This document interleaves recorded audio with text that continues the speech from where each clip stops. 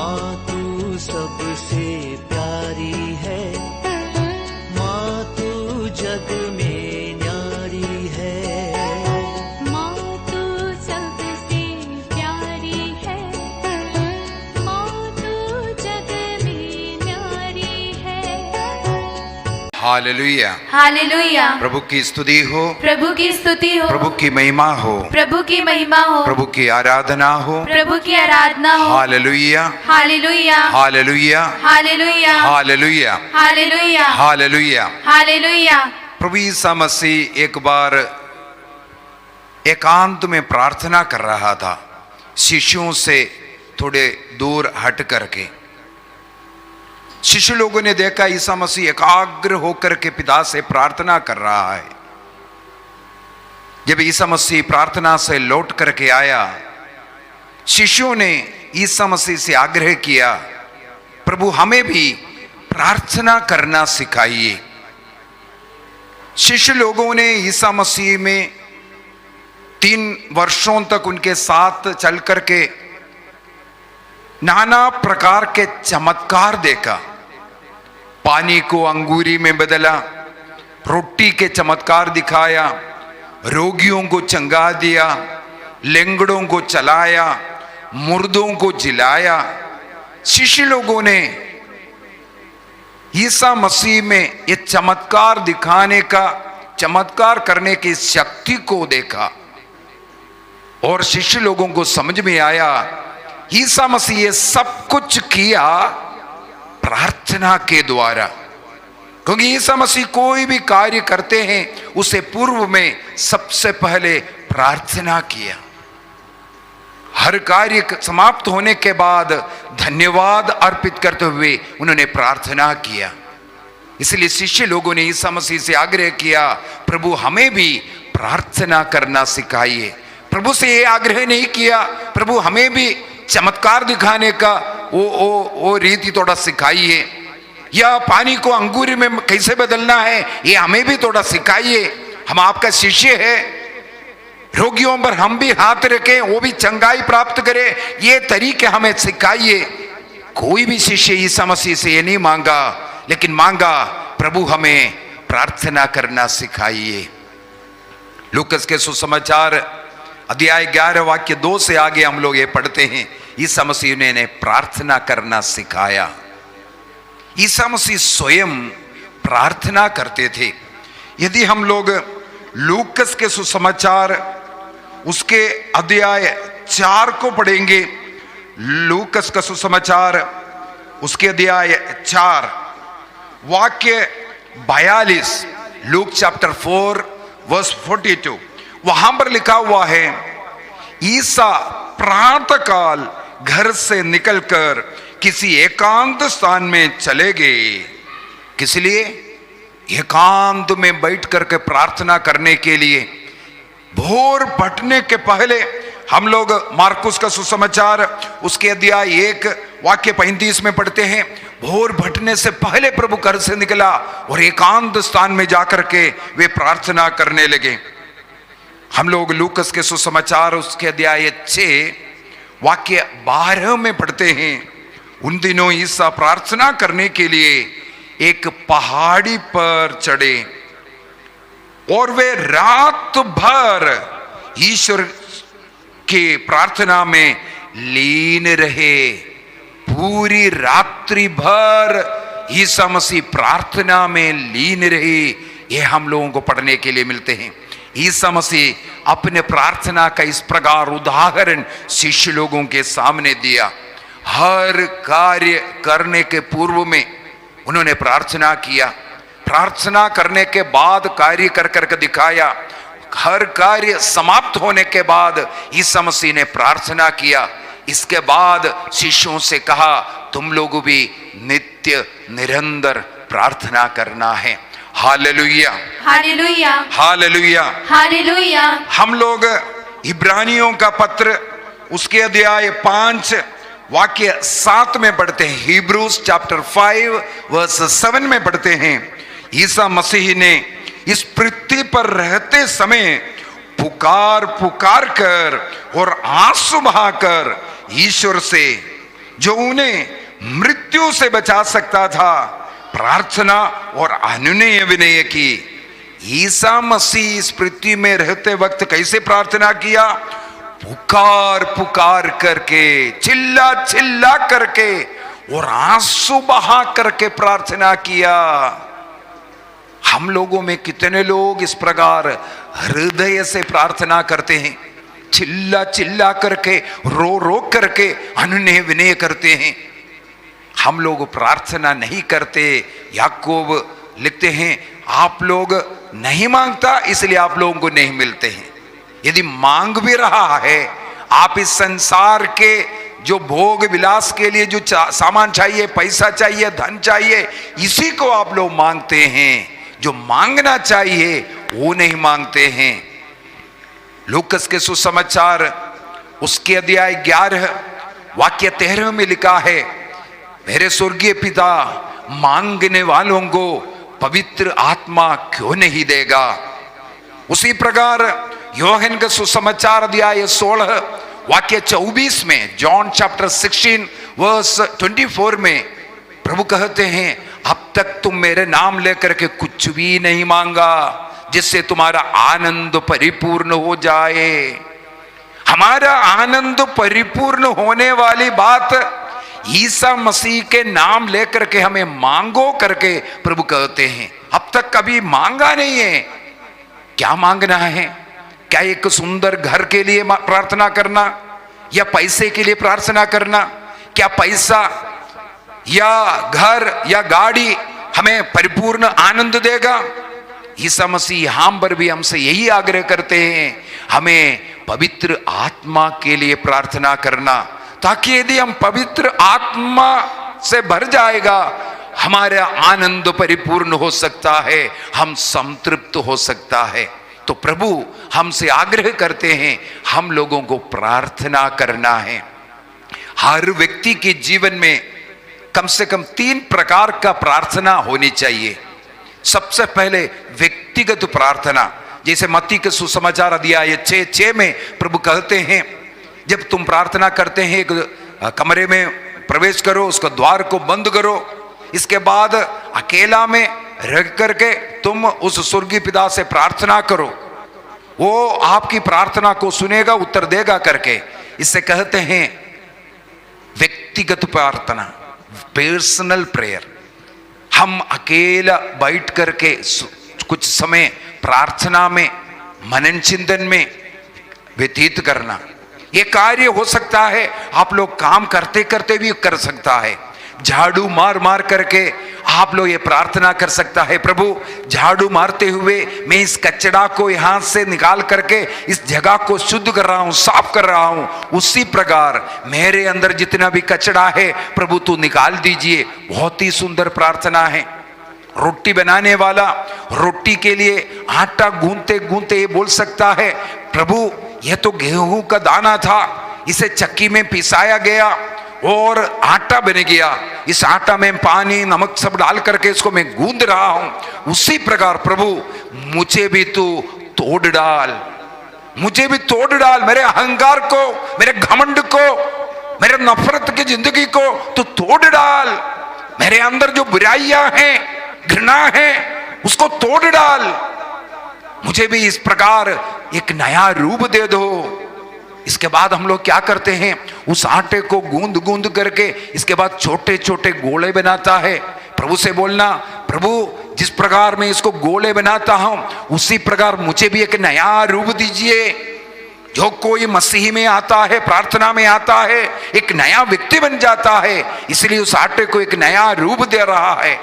इसके बाद हम लोग उसके ऊपर बेलन चलाता है, उस आटे का फिर से हम शेप बदलता है। इसके बाद हम लोग इसको गर्म तवे में डालते हैं और अल्टे पलटी कर करके उसको फुलाता है, तब एक स्वादिष्ट रोटी बनता। उसी प्रकार जब रोटी बनते बनते जब हम प्रार्थना करेंगे, प्रभु इस प्रकार मुझ में भी तेरे आग को भेज, पवित्र आत्मा को भेज, मुझे भी एक नया रूप दो, नया स्वभाव दो। कितना सुंदर प्रार्थना। रोटी बनाते बनाते इसी प्रकार हर कार्य में हम पर्सनल प्रेयर, व्यक्तिगत प्रार्थना कर सकता है। यदि हम लोग मत्ती का सुसमाचार उसके अध्याय 18 वाक्य 19 और 20 को पढ़ेंगे, मैथ्यू चैप्टर 18 वर्स 19 एंड 20, वहां पर ईसा मसीह सिखाते हैं, मैं तुम लोगों से ये कहता हूं, यदि पृथ्वी पर तुम लोगों में दो व्यक्ति एक मत होकर कुछ भी मांगेंगे तो वह तुम्हें मेरे स्वर्गिक पिता की ओर से निश्चय ही मिलेगा। एक एश्योरेंस दे रहा है। जब दो व्यक्ति एक मत होकर के इस पृथ्वी पर बैठ करके कुछ भी मांगेगा, वो तुम्हें मेरे स्वर्गीय पिता की ओर से निश्चय ही मिलेगा। ईसा मसीह बोलते हैं श्योरिटी दे रहा है। हमें दो व्यक्ति को एक मत होना है। इस पृथ्वी पर ईश्वर ने दो व्यक्ति को एक बनाया, वो है पति और पत्नी। स्त्री और पुरुष को ईश्वर ने पति पत्नी के रूप में एक तन, एक मन, एक हृदय बनाया। इसका मतलब यहां ईश्वर कहता है, ईसा मसीह कहता है, जब पति पत्नी घर में एक हृदय एक मन हो करके जब बैठ करके प्रार्थना करेगा, प्रभु वो पूरा करेगा। इस पृथ्वी पर एक मत केवल एक पति पत्नी, एक घर एक मत होकर के प्रार्थना कर सकता है। तो प्रभु यहां आग्रह करता है, हर घर में रोज पारिवारिक प्रार्थना हो। घर में जितने भी लोग हैं सब लोग मिलकर के हर रोज कम से कम 1 घंटे का पारिवारिक प्रार्थना। ये घर का पवित्र घड़ी है, होली हवर है। जब परिवार एक साथ बैठेगा, एक साथ प्रार्थना के लिए एक स्थान पर बैठेगा, वहां पर क्या होगा? वाक्य 20 में लिखा है, क्योंकि जहां 2 या 3 मेरे नाम पर इकट्ठे होते हैं, 2 या 3 का मतलब है पति पत्नी अपने बच्चों के साथ, उस परिवार में जितने भी लोग हैं वो एक साथ एक मत हो करके प्रभु से प्रार्थना करने के लिए बैठेगा। प्रभु अगला एश्योरेंस से देता है, वहां मैं उनके बीच में उपस्थित रहता हूं। ये प्रभु हमें वादा देता है, जिस घर में पारिवारिक प्रार्थना के लिए जो बैठ गया है उनके बीच में ईसा मसीह ईश्वर निवास करता है। जहां ईश्वर निवास करता है उस जगह का नाम है स्वर्ग। हम हर रोज अपने घर को स्वर्ग बना सकता है। कैसे? जब परिवार एक साथ बैठ करके प्रार्थना करेंगे, उस समय पर हमारा घर स्वर्ग बन जाता है। दूसरी भाषा में अगर बोलेंगे, प्रार्थना के लिए बैठने वाला परिवार स्वर्ग को पृथ्वी पर लाता है। ये घड़ी है पवित्र घड़ी। हालेलुया, हालेलुया, हालेलुया, हालेलुया, हालेलुया, हालेलुया। अभी प्रभु का अगला वादा क्या है? यदि आप जकरियस का ग्रंथ उसके अध्याय 2 वाक्य 9 को पढ़ेंगे, जकरिया चैप्टर 2 वर्स 9, वहां पर अगला प्रभु का वादा है। प्रभु कहता है, मैं स्वयं उनके चारों ओर आग की दीवार बनकर रहूंगा। दाहिने हाथ उठाते हुए मेरे पीछे बोले, मैं स्वयं। ईश्वर कहता है, ईश्वर कहता है, जहां 2 या 3 व्यक्ति, जहां 2 या 3 व्यक्ति, जहां परिवार एक साथ प्रार्थना करते हैं, जहां परिवार एक साथ प्रार्थना करते हैं, वहां पर ईश्वर स्वयं उनके चारों ओर आग की दीवार बनकर रहेगा। ईश्वर कहता है, जहां परिवार एक साथ बैठ करके प्रार्थना के लिए बैठ गया, उस घर के चारों तरफ आग का दीवार ईश्वर स्वयं बन करके रहेगा। उस घर के अंदर कोई शैतान, कोई बुराई, कोई नशा, कोई पाप प्रवेश नहीं कर सकता। ये वादा है। इसके बाद आगे के प्रभु कहते हैं, मैं अपनी महिमा के साथ उसके बीच निवास करूंगा। देखो, ईश्वर स्वयं हमारे घर में रहकर हमारे घर को स्वर्ग बनाएगा। इसलिए हर घर में रोज पारिवारिक प्रार्थना होनी चाहिए। मैं एक छोटा सा उदाहरण बोल देता हूं। मेरे बचपन से मुझे प्रार्थना, मेरे परिवार में मेरे माता पिता हर रोज शाम को परिवार मिलकर के प्रार्थना करना, ये हम लोगों की एक आदत था। हम लोगों को सिखाया, बचपन से हम लोगों को ये आदत मिला। बड़े होने के बाद अभी हम शादी किया, मेरा भी 3 बच्चे हैं। हमारे घर का भी एक नियम है, शाम को हमारे घर बैठते हैं 1-1.5 घंटा, कई बार 1.5 घंटे से ज्यादा भी हम लोग कई बार प्रार्थना किया है। एक बच्चा 1 अध्याय पढ़ता था, दूसरा बच्चा दूसरा अध्याय पढ़ना, नया विधान का 1 अध्याय, पुराना विधान के 1 अध्याय, इस प्रकार हमारी प्रार्थना लंबे होते थे। शाम को 7 बजे अगर घंटी बज गया, हमारा घर उस समय पर प्रार्थना के लिए बैठा हुआ होता है। घर में सबको मालूम है, यदि घर में कोई रिश्तेदार आ गया उनको भी पहले से बता देता है 7 बजे प्रार्थना का समय है। हमारे घर में 7 बजे प्रार्थना शुरू हो गया। इसके कारण ईश्वर का अनुग्रह आशीष हमारे परिवार में मिला। मैं एक छोटा सा उदाहरण ही बोल कर देना चाहता हूं। मेरे पापा ने बचपन में हम लोगों को एक घटना बताया, पारिवारिक प्रार्थना का क्या महत्व है। शायद उस समय पर यह वचन नहीं बोला, आग का दीवार ईश्वर बनाता है करके, लेकिन पापा ने एक घटना बताया। किसी शत्रु ने मेरे पापा को मार डालने के लिए किसी तांत्रिक को पैसा दे करके कुछ तंत्र मंत्र किया, और तांत्रिक किसी शैतान को भेजता है मारने के लिए। शैतान हमारे घर के निकट नहीं आ सकता था। शैतान बार बार आने के लिए, प्रवेश करने के लिए, पास आने के लिए कोशिश किया, लेकिन शैतान को आग का जो अवस्था है वो तुरंत जाकर के जिस तांत्रिक ने ये भेजा है उसको सताना शुरू किया। तुम कहां भेजा? आग में मुझे मरने के लिए भेजा। ये कई दिन उसने बेच कर देखा, लेकिन हमारे घर में वो प्रवेश नहीं कर पा रहा, घर के निकट नहीं आ पा रहा था। ये शैतान जाकर के उसको और कोसता था, कहां आग में मुझे मरने के लिए तुम भेजा। आखिरी में उस तांत्रिक ने जिसने तंत्र मंत्र किया उसके पास भेजा और उसकी मृत्यु भी हुआ। ये हमें कैसे पता चला? मेरे पापा से इस तांत्रिक मिला।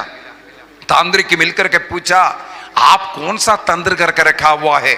आपके घर के अंदर ऐसा क्या रखा है? पापा ने बोला, हम लोग तो ईसाई लोग हैं, हम लोग कोई तंत्र मंत्र जादू टोना नहीं कर सकता, हमारे विश्वास के खिलाफ है। हम लोग केवल यीशु का नाम लेते हैं, यीशु को रखता है हमारे घर में। बोला, नहीं, मैं बहुत बड़े बड़े तंत्र मंत्र किया हूं और आपको मारने के लिए मैंने शैतान को भेजा था। उसने पूरा सत्य को बताया। कम से कम मेरे पापा से सुनने के लिए क्या तंत्र है, क्या मंत्र करता रखा है, वो हमें भी सीखना है।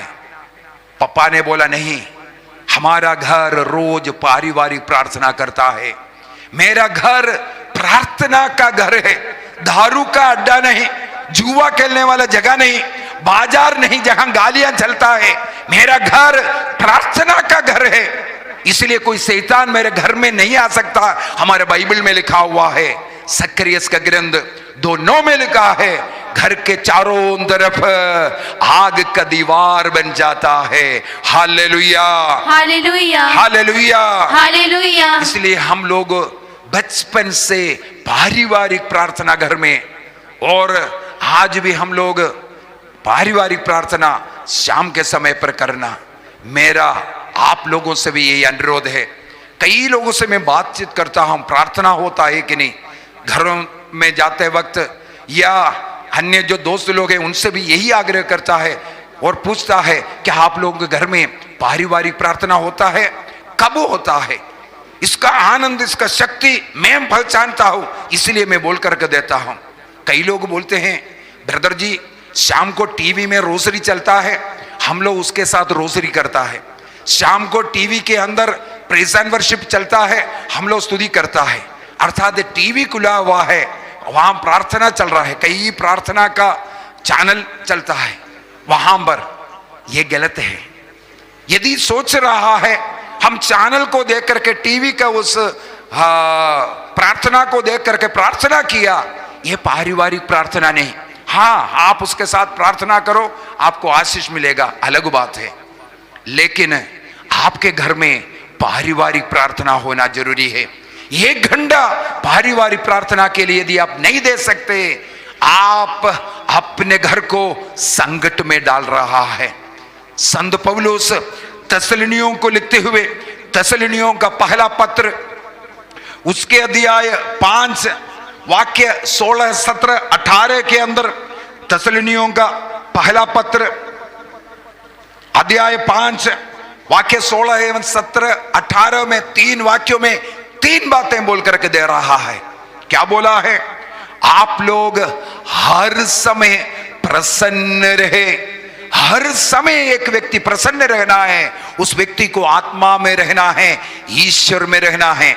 जिसके हृदय में, जिसके परिवार में ईसा मसीह निवास करता है, जिसका घर स्वर्ग राज्य अर्थात जिस घर में प्रार्थना चलता है, उस घर के लोग केवल निरंतर हर समय प्रसन्न रह सकता है।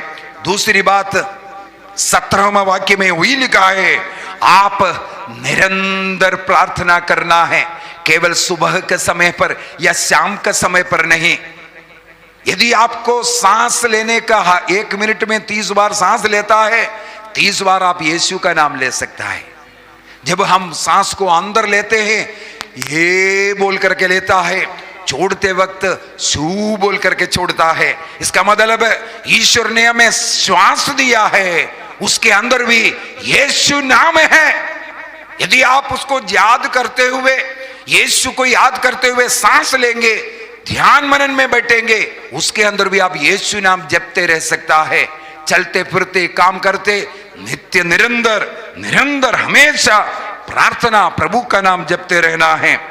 और अगला 18वां वाक्य में लिखा है, सब बातों में ईश्वर को धन्यवाद दे। ईश्वर को धन्यवाद देना है। रोमियों का पत्र उसके अध्याय 1 वाक्य 21 के अंदर, रोमन्स चैप्टर 1:21 में लिखा हुआ है, ईश्वर को जानते हुए भी ईश्वर को समुचित आदर और धन्यवाद नहीं देना इनका पाप है। ईश्वर को जान रहा है, रोज बाइबल पढ़ना है, ये हम जान रहा है, रोज प्रार्थना करना है, बाइबल हमें सिखाता है। यदि हमारे जीवन में व्यक्तिगत प्रार्थना नहीं, पारिवारिक प्रार्थना नहीं और ईश्वर को धन्यवाद नहीं देता, तो हम पाप करते हैं। वाक्य 26 में लिखा है, यही कारण है ईश्वर ने उनके घृणित वासनाओं का शिकार होने छोड़ दिया। जिसके जीवन में निरंतर यीशु का नाम नहीं जपता, जिस घर में पारिवारिक प्रार्थना नहीं होता, उस घर का लोग नशा करना शुरू करेगा। घृणित वासना, व्यभिचार का पाप, वासना का पाप, स्त्री स्त्री के साथ, पुरुष पुरुष के साथ जो व्यभिचार पाप, ये सब क्यों हो रहा है? क्योंकि ईश्वर को समुचित आदर सम्मान प्रार्थना भक्ति के द्वारा नहीं दे रहा है। हालेलुया, हालेलुया, हालेलुया, हालेलुया, हालेलुया, हालेलुया। धन्यवाद की प्रार्थना देना जरूरी है। हर रोज पारिवारिक प्रार्थना के अंदर उस दिन के लिए हमें प्रभु को धन्यवाद देना है। सबसे उत्तम धन्यवाद की प्रार्थना है मिस्सा बलिदान। यूनानी भाषा में मिस्सा बलिदान का शब्द है यूखारिस्त। यूखारिस्त का मतलब है धन्यवाद देना, धन्यवाद प्रार्थना। ईसा मसीह के क्रूस मृत्यु के पूर्व में ईसा मसीह ने शिष्य लोगों के साथ अपने पिता को धन्यवाद देते हुए अर्पित करने वाला वो प्रार्थना ईसा मसीह ने कहा। कुरिन्थियों का पहला पत्र उसके अध्याय 11 में वाक्य 25 में हम लोग पढ़ते हैं और 24 में भी पढ़ते हैं। प्रभु ईसा मसीह ने संत पौलुस से उस घटना के विषय में बताते हुए कहा, यह मेरी स्मृति में किया करो, यह मेरी स्मृति में किया करो। लूकस के सुसमाचार उसके अध्याय 22 वाक्य 19 के अंदर इस परम प्रसाद की स्थापना करते हुए, मिस्सा बलिदान का, यूकरिस्तीय बलि का स्थापना करते हुए ईसा मसीह ने यही कहा, यह मेरी स्मृति में किया करो। इसलिए आदिम कलीसिया के विषय में लिखा है प्रेरित चरित्र अध्याय 2 वाक्य 46 के अंदर, आदिम कलीसिया के विश्वासी लोग प्रतिदिन मंदिर जाया करता था, रोज मंदिर जाया करता था और अपने निजी घरों में प्रभु भोज मनाया करता था। रोज मिस्सा बलिदान में धन्यवाद की प्रार्थना अर्पित करने वाला कलीसिया था। ईश्वर ने 10 आज्ञा दिया, उसके अंदर तीसरे आज्ञा के रूप में प्रभु ने कहा, प्रभु के दिन को पवित्र रखना, प्रभु के दिन को पवित्र रखना। वो प्रभु का दिन कौन सा है? ये इतवार के दिन, जिस दिन प्रभु ईसा मसीह महिमा में जीवन में जी उठा था, पुनरुत्थान किया था, उस दिन को ईसाई क्रिश्चियन लोगों का प्रभु का दिन है। 6 दिन तुम काम करो, लेकिन 7वां दिन प्रभु के आदर में, प्रभु को धन्यवाद देने के लिए उस दिन तुम्हें मंदिर आना है। 6 दिन काम करने के लिए दिया, तुम 6 दिन काम करो। उस दिन यदि आप आ सकता है तो आओ, यदि नहीं आ सकता है तो ठीक है, आप काम कर लो, कमा लो, पढ़ाई कर लो, खेतीबाड़ी कर लो, बिजनेस कर लो, नौकरी कर लो, आप कुछ भी कर लो। ईमानदारी का काम ईमानदारी के साथ करते हुए घर को चलाने का कार्य करो। लेकिन 7वां दिन, वो 6 दिन के कार्य के लिए धन्यवाद देने के लिए प्रभु के मंदिर में आना जरूरी है। यदि प्रभु के मंदिर में 7वां दिन मनाने के लिए, मिस्सा बलिदान अर्पित करने के लिए नहीं आता है, प्रभु का अनादर करते हैं। और योग्य रीति से उस दिन परम प्रसाद को ग्रहण करना है। योग्य रीति से परम प्रसाद का मतलब है कृपा की अवस्था में होना जरूरी है। कृपा की अवस्था का मतलब है पाप स्वीकार हाल ही में किया हुआ, पाप की अवस्था में नहीं है। दूसरा, 1 घंटे का उपवास कर करके आना है मिस्सा बलिदान में। तीसरा, शालीन वस्त्र धारण करते हुए आना है। चौथा, सबों के साथ मेल मिलाप होना चाहिए। चाहे घर में किसी के साथ लड़ाई झगड़ा कर करके या मनमुटाव रख करके या पड़ोसी के साथ बातचीत नहीं, किसी के घर नहीं जाता, इस प्रकार ईर्ष्या लड़ाई झगड़ा करने के बाद यहां मंदिर आकर के परम प्रसाद ग्रहण नहीं कर सकता। इसलिए प्रभु ने कहा, सबसे पहले मेल मिलाप। मत्ती का सुसमाचार उसके अध्याय 5 वाक्य 23 में लिखा है, जब तुम मंदिर आते हो बलि अर्पित करने के लिए, किसी से कोई शिकायत है, जाओ बलि वस्तु वहां छोड़ करके सबसे पहले उसके साथ मेल मिलाप करो। मेल मिलाप की अवस्था में यह प्रभु भोज अर्पित करना है, उससे ग्रहण करना है। 5वां है नियम है, कलीसिया द्वारा कोई रोक टोक नहीं होना चाहिए। कलीसिया के नियम के अनुसार जीने वाला, कलीसिया के अनुसार विवाह करने वाला और कलीसिया के अनुसार, नियम के अनुसार पवित्र जीवन जीने वाला व्यक्ति होना चाहिए। वे परम प्रसाद को ग्रहण कर सकता है, रोज परम प्रसाद को ग्रहण कर सकता है। आप कोशिश कीजिए रोज चर्च में आने के लिए, मिस्सा बलिदान में आने के लिए। इतवार तो ऋण का दिन है। यदि एक इतवार चर्च में नहीं आते, अगले इतवार को जाकर के परम प्रसाद तब तक ग्रहण नहीं कर सकता जब तक उसके लिए पाप स्वीकार नहीं करेगा। इसका मतलब है हर इतवार हमें मिस्सा बलिदान में भाग लेना जरूरी है। यदि कोई व्यक्ति इमरजेंसी ड्यूटी पर है, ऐसा कोई कारण है जो नहीं आ सकता, उनके लिए कलीसिया थोड़ा सा एक्सक्यूज करके रखा। शनिवार शाम के मिस्सा में भाग ले लो, नहीं तो सोमवार से लेकर के शुक्रवार के दिन में जो चर्च में मिस्सा होता है, उसमें जो डेली मिस्सा है उसमें भाग ले लो, तब वो ऋण माफ हो जाएगा। हालेलुया, हालेलुया, हालेलुया, हालेलुया। हमारे जीवन में इस प्रकार की प्रार्थना की जरूरत है। मैंने मेरे जीवन में इस प्रार्थना के द्वारा बहुत कुछ पाया। ये प्रार्थना मेरा शक्ति है, मेरे जीवन है। वचन लेकर के प्रार्थना करना, वचन लेकर के प्रार्थना करना, वचन को मनन करते हुए प्रार्थना करना, उसके लिए एक उत्तम प्रार्थना रीति है रोसरी माला। कई लोग पूछते हैं ब्रदर जी ये रोसरी माला कहां बाइबल में लिखा हुआ है? रोसरी में 20 भेद है। आनंद के भेद में 5, प्रकाश के भेद में 5, दुख के भेद में 5 और महिमा के भेद में 5। ये 20 भेद ईसा मसीह के मुक्ति कार्य के विषय में है। ईसा मसीह का मनुष्य बनना से लेकर के स्वर्ग में जाकर के पवित्र आत्मा को भेजना, इसके विषय में है। ये 20 भेद बाइबल से ही उठाया है। इसलिए रोसरी माला बाइबल को जपने का है, बाइबल को मनन चिंतन करने का प्रार्थना है। हर भेद में हम बाइबल के उस घटना को याद करते हैं जो मसीह का मुक्ति कार्य में घटित हुआ। इसलिए बाइबल के वचनों का मनन चिंतन करते हुए जो प्रार्थना की जाती है वो सबसे शक्तिशाली प्रार्थना है। जैसे मिस्सा बलिदान है वो बहुत शक्तिशाली, क्यों? ईसा मसीह ने उसको स्थापित किया। बाइबल के अनुसार वो प्रार्थना है।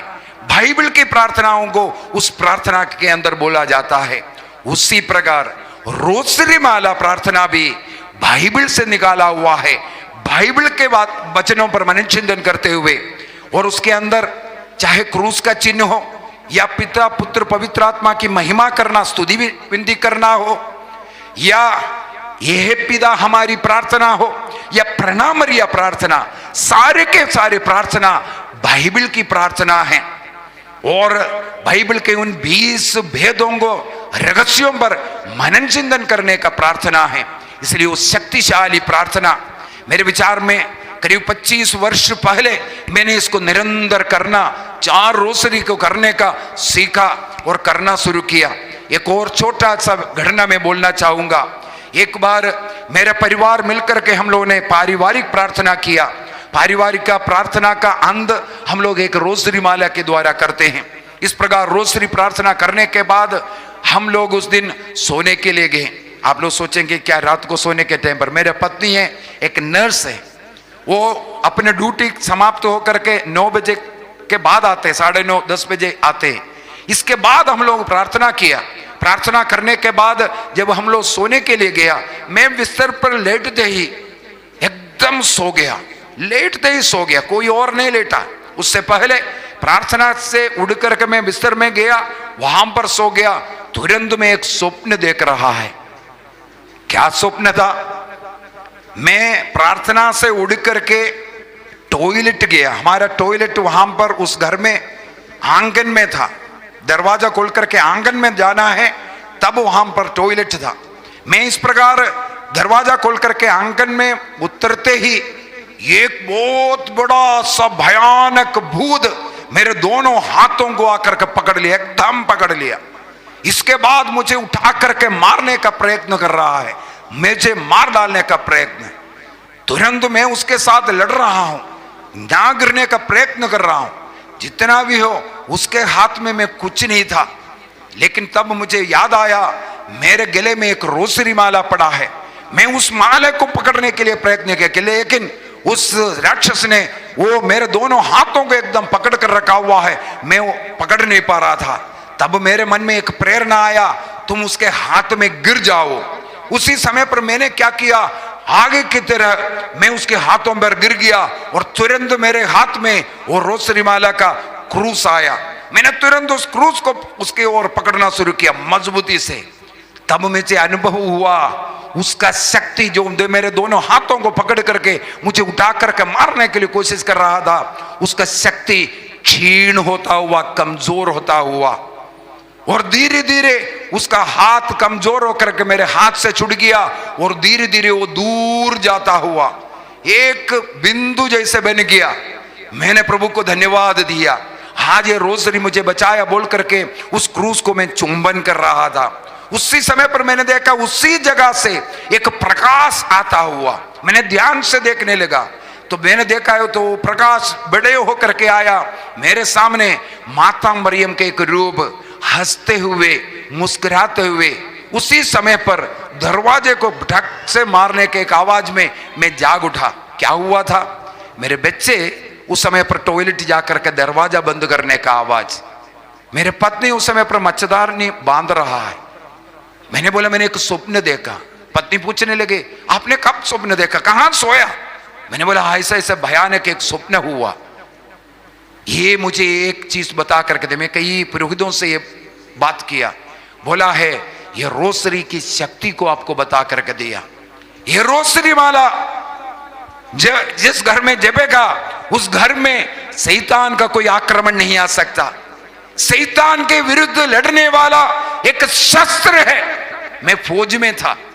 फौज में हमारे पास ऑटोमेटिक राइफल, उस समय पर 30 गोलियां एक बार ट्रिगर दबाओ, 30 गोलियां जाता है, दुश्मन को मार देता है।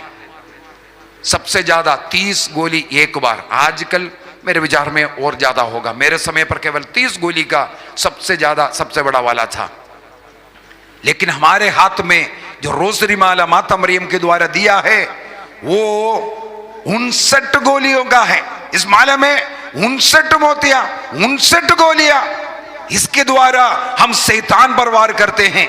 इसलिए इस प्रार्थना के सामने, जिस घर में प्रार्थना करता है उस घर के सामने शैतान नहीं आ सकता, कोई शैतानी हरकत नहीं आ सकता, महामारी नहीं आ सकता। इसलिए निर्णय कीजिए। माता मरियम का नवेना चल रहा है। माता मरियम का बर्थडे मनाने के लिए हम तैयारी कर रहा है। प्रतिदिन यदि आप संभव है चारों रोसरी, सबसे पहले आनंद का भेद, इसके बाद प्रकाश का भेद, इसके बाद दुख का भेद, इसके बाद महिमा का भेद।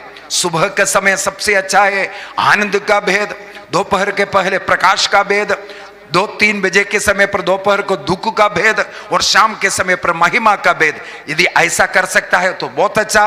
यदि चारों में इकट्ठा करना है तो बहुत अच्छा। ये चारों करता है तो एक कंप्लीट रोसरी होता है। एक कंप्लीट रोसरी में पूरा बाइबल एक बार पढ़ने के बराबर होता है, क्योंकि ईसा मसीह के पूरे मुक्ति कार्य ये 4 रोसरी में हम लोग मनन चिंतन करते हैं। हालेलुया, हालेलुया, हालेलुया, हालेलुया, हालेलुया, हालेलुया, हालेलुया, हालेलुया। आइए हम अपनी आंखों को बंद करेंगे, प्रभु को धन्यवाद देंगे। एक निश्चय कीजिए, मेरे घर में रोज पारिवारिक प्रार्थना होगी। एक रोजरी माला परिवार मिलकर के करने का निर्णय करे, बाइबल पढ़ने का, प्रभु को धन्यवाद देने का निर्णय कीजिए। मेरे घर का पवित्र घड़ी बनेगा मेरे घर जब एक साथ बैठ करके प्रार्थना करते हैं। निर्णय कीजिए, मैं और मेरा परिवार हर इतवार को और हुक्म पर्वों में गिरजाघर में जाएंगे प्रभु को धन्यवाद देने के लिए, धन्यवाद की बलि अर्पित करने के लिए। निर्णय कीजिए, मैं और मेरा परिवार मिलकर के प्रार्थना भक्ति का जीवन जीने का निर्णय कीजिए। व्यक्तिगत प्रार्थना का निर्णय कीजिए।